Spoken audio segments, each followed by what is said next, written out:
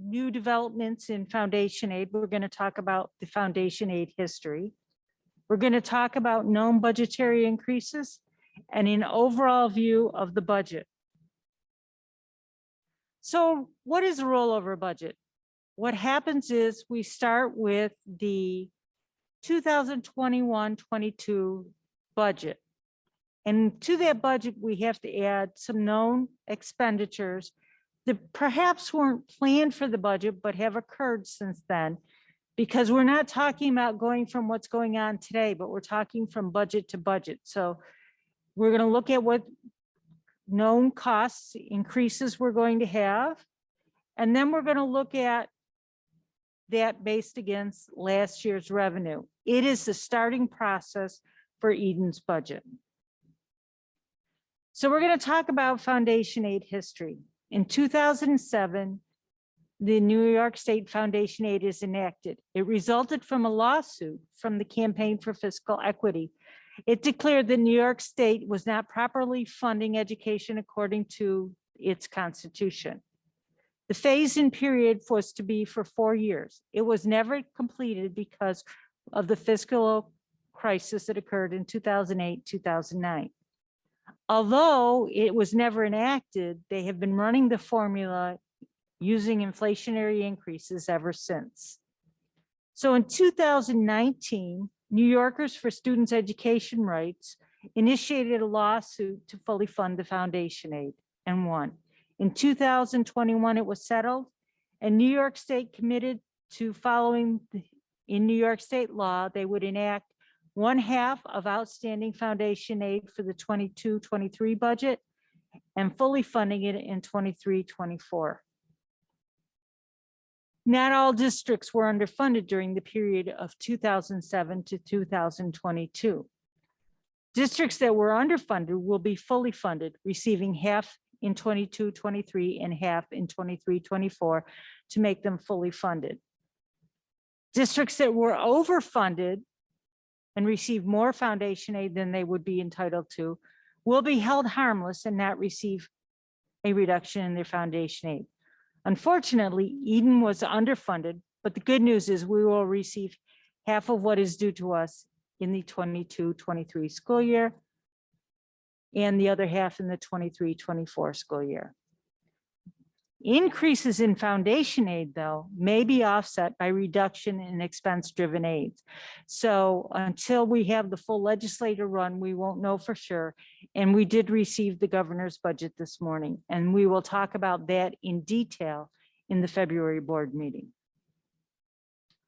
So our known budgetary increases started out with, we had an administrative retiree, and so we split the position into 2 positions, a director of information technology and a director of educational services.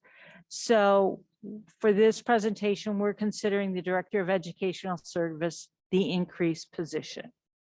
We're looking for 1 FTE for a primary teacher, 1 FTE for a teacher's aide, 1 FTE for a technology integrator, and 1 FTE secretarial support for the nursing staff. The current market trend for health insurance is an 11% increase across the board. We will know before the end of the budget process what Eden's will actually be. The teacher retirement system, which is a mandated contribution, is going up 0.7%, not 70%, but 0.07%, 007. So not even a full percent. BOCES costs are going up 7% from budget to budget. Utilities are expected to climb 5%, and our liability insurance carrier has told us to expect a 5% increase. So now we're going to look in detail at the budget. And the first slide, I'm going to go very slow so that everybody understands what I'm referring to. This is the general support section of the budget. It is not directly related to the students in the classroom, but to the operations of the district. We're going to start with the adopted 21-22 budget. Then we're going to look at the rollover expenditures for the 22-23. The next column is the dollar change and the percent change. So the Board of Education cost is going from $28,506 to $29,829, $1,323 or 4.64%. That increase is due to the liability insurance increase that we spoke of in the last slide. And I want to assure the public, the Board of Education is not paid for their services here. They volunteer their time to come to the school district. We're going to talk about central administration. That is the district office. It's going from $305,614 to $320,177 or $14,563, a 4.77% increase. Now I'm going to start to not follow the columns, but talk where it flows a little better. The finance department is going to go down $6,913 to $447,392, a 1.52% decrease. Legal, personnel, and public services are going up $1,645 or 1.36% to $122,733. Central services, which are buildings and grounds and our technology infrastructure, they're going up 3.66% or $93,155. Our special items. Now you might wonder what are special items, because every time I look at this, I have to remember and think. It's our insurances, our water bill, and our BOCES administrative costs make up our special items.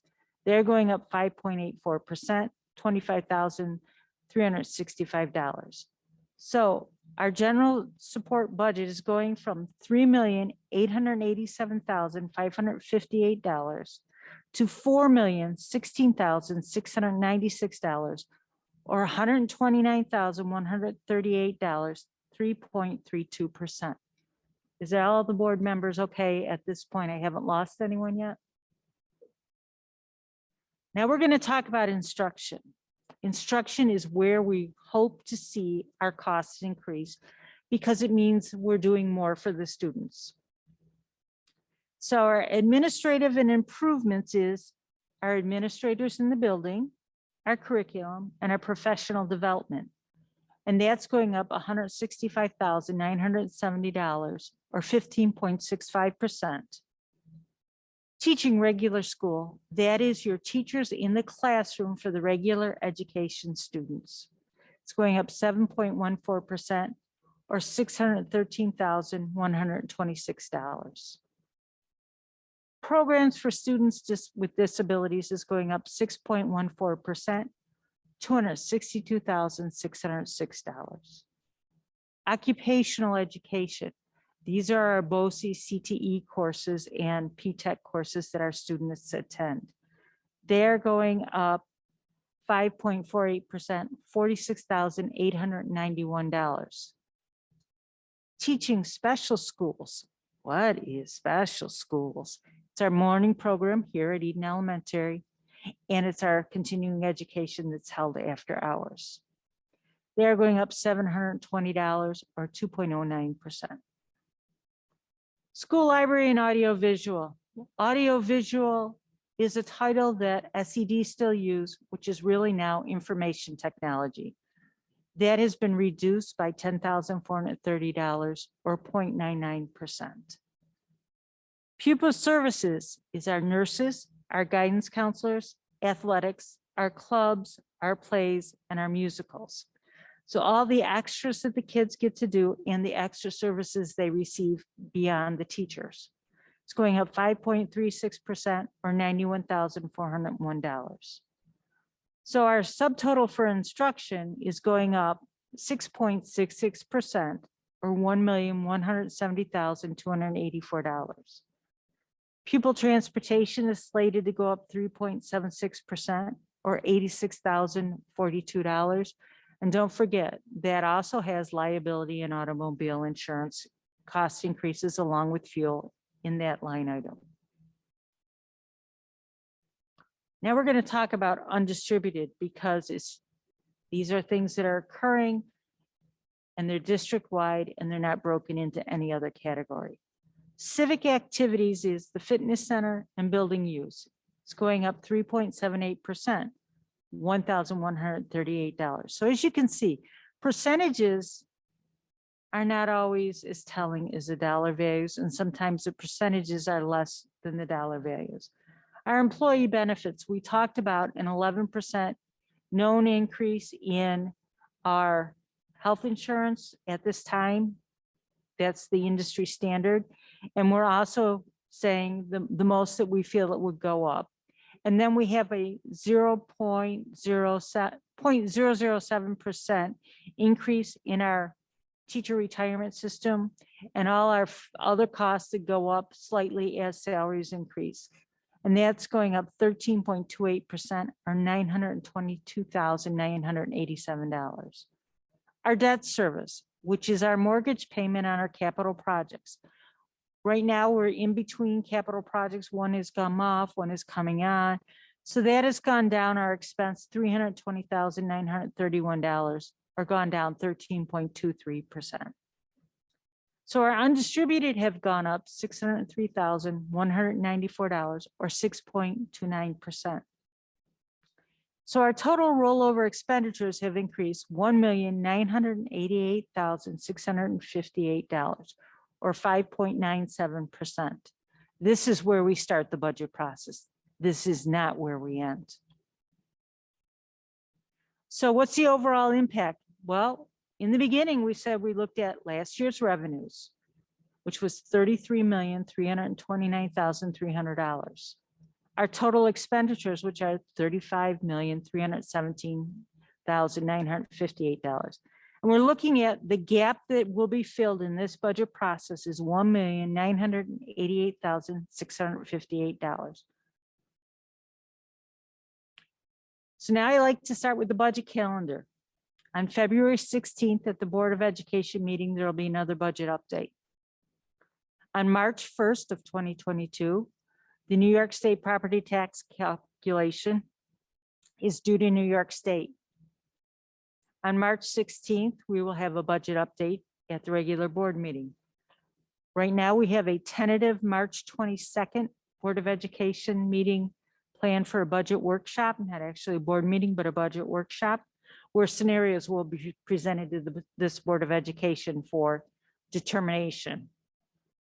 On March 31st, New York State, if we have an on-time budget, will tell us, and legislative runs will be available, and we'll know how much state aid we have, and we'll be able to finalize those plans for a tentative budget adoption, which will happen on the April 20th, 22 board meeting. That meeting has not been solidified yet due to some other issues. And then May 3rd at 7 p.m. right here in this auditorium will be the public hearing. May 17th at the middle school, high school auditorium from 9 a.m. to 9 p.m. will be the budget vote. And that's my presentation for this evening. Thank you, Laura. You're welcome. I have one question in regards to foundation aid and are they making us whole, or are they just making us whole moving forward, or are they paying us back payments?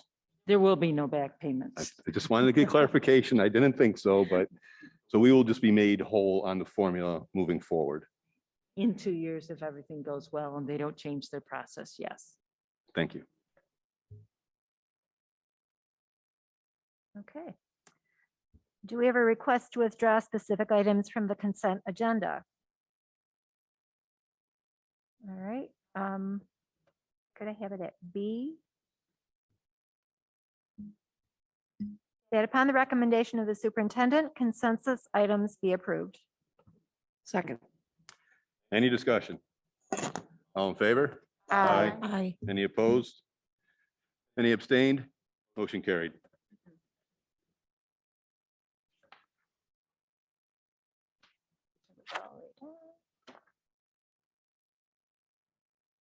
So this is the approximate position and time that the board has designated to receive statements from individuals and groups. The board will review all statements, then respond appropriately at a future meeting. All persons in attendance are required to sign the attendance sheet and designate their representation status. For example, parent, teacher, bus driver, chamber of commerce, etc. There is a 2-minute time limit. I guess nobody? Anybody? Then to new business. That upon the recommendation of the superintendent, the resignation for the purpose of retirement of clerk typist Mary Granger be accepted effective January 31st, 2022. The board and administration wish to thank Mrs. Granger for her 5 years of service to the district. Second. Any discussion? All in favor? Aye. Any opposed? Any abstained? Motion carried. Okay. That upon the recommendation of the superintendent, Richard Telak be appointed on probation as a bus driver effective January 20th, 2022 and ending September 19th, 2022. Salary is based upon CSEA contract level 9, step 1. Second. Any discussion? All in favor? Any opposed? Any abstained? Motion carried. Do we need to go back to That one. appointment guidelines? There we go. Do we need to read those? No, but Do we? do- CS status we But gotta we get need to. to do CSEA payment status? Okay. That upon the recommendation of the superintendent, after successfully completing their probationary periods, the following employees be permanently appointed. Alexis Kitchens, teacher aide, effective February 28th, 2022. Allison Keller, teacher aide, effective February 28th, 2022. Cheryl Dunmeyer, teacher aide, effective February 28th, 2022. Letitia Phillips, teacher aide, effective February 28th, 2022. Amanda Shamira, teacher aide, effective February 28th, 2022. Jennifer Tamasulo, physical therapist, effective February 28th, 2022. Jessica Perkins, certified occupational therapy assistant, effective February 28th, 2022. Alexandria Holscher, teacher aide, effective February 28th, 2022. Second. Any discussion? All in favor? Aye. Any opposed? Any abstained? Motion carried. That upon the recommendation of the superintendent, James Henry be appointed on probation as a bus driver effective January 20th, 2022 and ending September 19th, 2022. Salary is based upon CSEA contract level 9, step 1. Second. Any discussion? All in favor? Aye. Any opposed? Any abstained? Motion carried. That upon the recommendation of the superintendent, Kaylee Gorney, who is COVID-19 emergency certified in childhood education grades 1 through 6, be appointed as a long-term substitute teacher effective January 3rd, 2022 through June 30th, 2022. Salary is based upon CSEA contract bachelor's step 1. Note, Kaylee Gorney was appointed at the December 15th, 2021 meeting as a substitute teacher. Second. Any discussion? All in favor? Aye. Any opposed? Any abstained? Motion carried. That upon the recommendation of the superintendent, the 2003 Ford box truck be declared excess and disposed of as the district deems appropriate. Second. Any discussion? All in favor? Aye. Any opposed? Any abstained? Motion carried. Business report. So I wanted to share with the board that sales tax collections in Erie County have been very good, and we are up about 20% from this time in 2020. Some of that is inflation and some of that is due to economic recovery. And that we did receive the governor's runs yesterday, and I will have updated information at the next budget presentation. That's all I have for this evening. Thank you. Superintendent's report. Thank you. First, Mrs. Feldman, thanks for your presentation this evening. I always appreciate your thoroughness and your ability to teach a complicated subject to people as dense as myself. And I look forward to continuing to work through the budget process with you. So thank you for that presentation. Last week, our Director of Educational Services, Lori Gregory, sent out a student digital equity survey, which is a new state requirement. The state, it wants to know what kind of access to technology our students have when they're at home. Thus far, we've had about just over 560 responses, which is close to 50%. We are required to reach the 100% participation level, okay? Another message is going to go out later this week, early next week, for those people who may have overlooked the first survey request.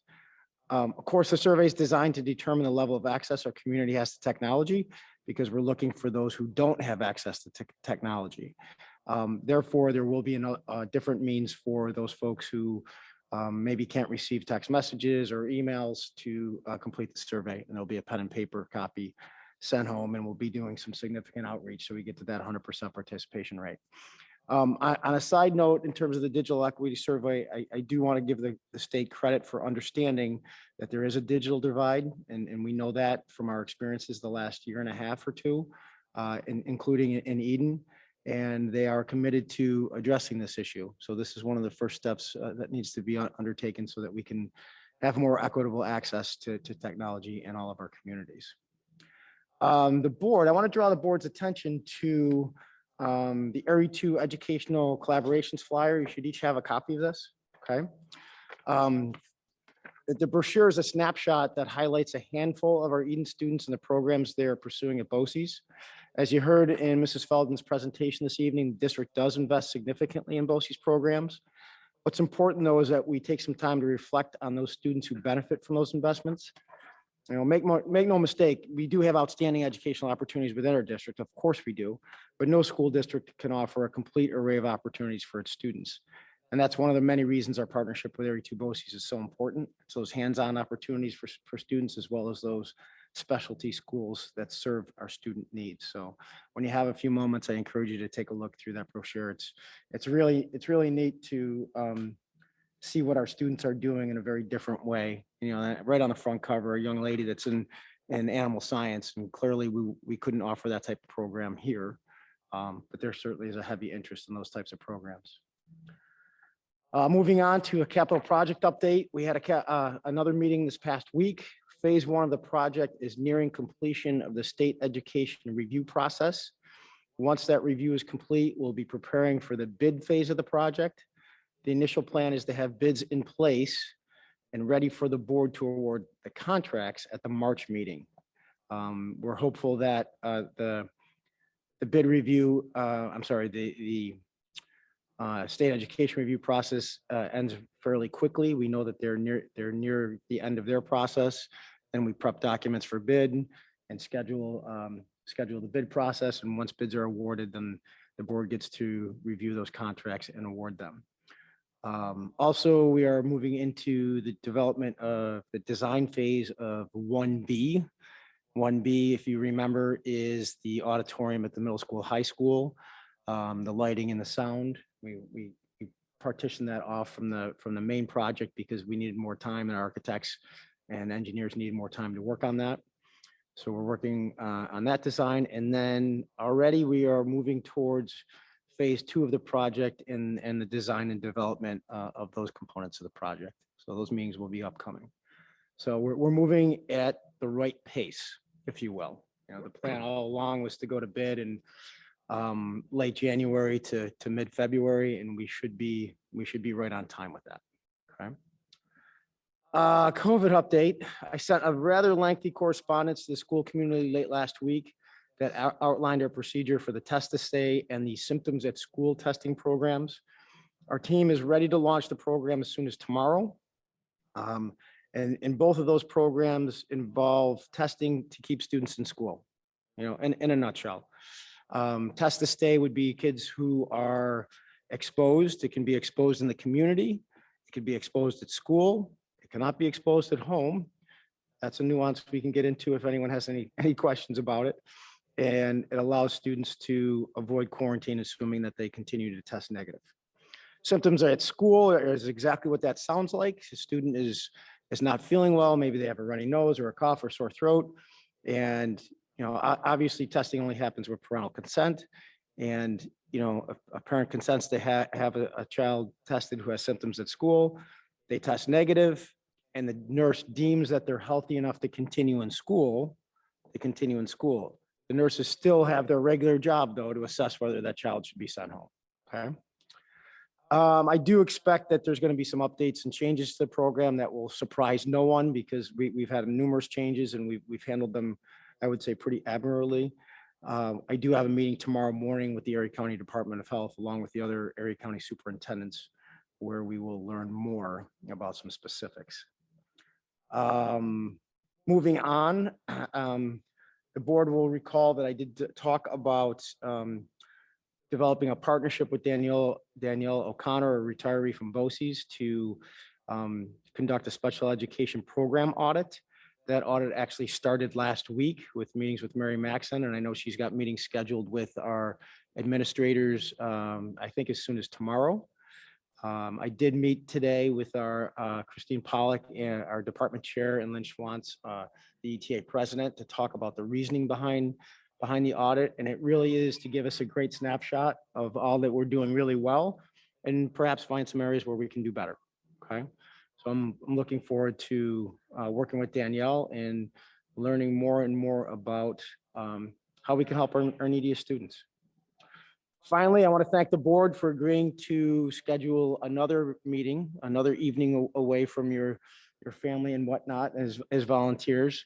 And as you'll recall, Dr. O'Rourke will be working with us on January 31st to help guide the goal setting process. So we'll meet at 7 o'clock in the conference room, and I'm looking forward to that work together. Okay. Any questions for me? Thank you.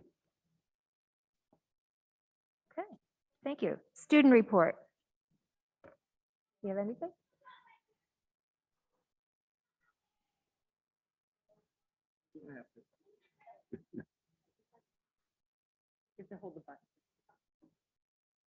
I'm sorry that I'm a little unprepared. I was sprung upon this meeting at the last minute, but everything is good in regards to the student department. Thank you. Is there anything coming up? Thank you.